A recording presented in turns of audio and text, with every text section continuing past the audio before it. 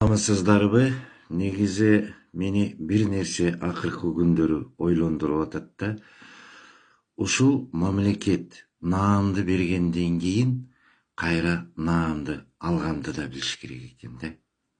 Мунун келип чыккандын себеби ушул Кыргыз Республикасынын маданиятына эмгек сиңирген ишмерлерди карап көрсөк, деги эле наамдарды карап көрсөк, ошол наам ошол адамга татыктуубу же татыксызбы, ошону наам бергенден кийин дагы карап көрүш керек экен.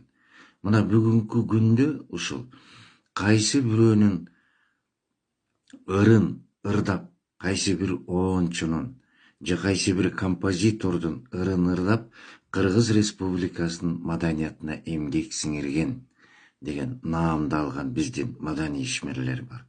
Бирок алардын мүнөзүн карап көрсөң, бүгүн биздин маданиятка эмгегин сиңирип атабы? Же болбосо ошол маданиятка маданият алып келип атабы? Ошол жагын да биз карашыбыз керек. Алар кандайдыр бир бузулган бир өлкөнүн бузуукулук жагын бизге таңлап, ошону алып келип жатат. Ушул кантип болсун? Ушул мен 3 элден чыкканмын.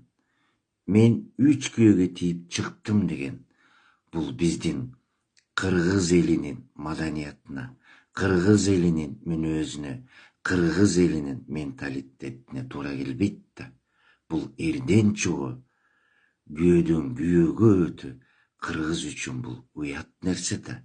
А мындай карасак, биз ошол адамга биз наам берип койгонбуз. Чындыгында келгенде ал бузуку мамлекеттин бузукулугун бизге алып келип атат. Ошондой эле дагы бир маданий ишмер дегенибиз карап көрсөк, өзүнүн небереси менен тең кыз менен күлүп жайнап, алдына отургузуп алып, кандайдыр бир сүйүү жөнүндө айтып, аны кучактап атат.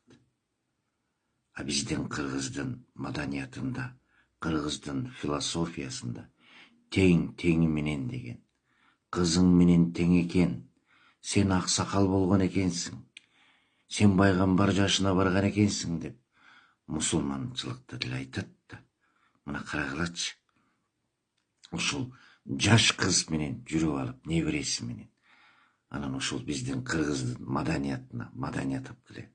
Бул кайсы бир өлкөнүн бузуку өлкөнүн бир бузукулугун бизге алып келип жатпайбы?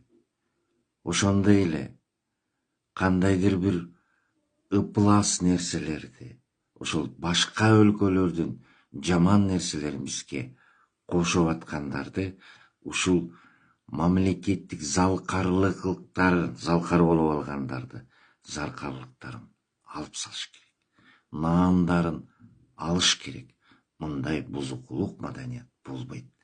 Аныс деле бир нече маданият ишмерлер, мына ишмерлердин аттары, ысымдары Азия Мол магазининин астында жер төбеленди болуп турат. Булар ушул үчүн мамлекеттин наамдарын алды беле. Азия Молдун астында жер төбеленди болуш үчүн алардын аттары, ысымдары, наамдары. Ошондуктан ушул жагында биз ойлонушубуз керек экен.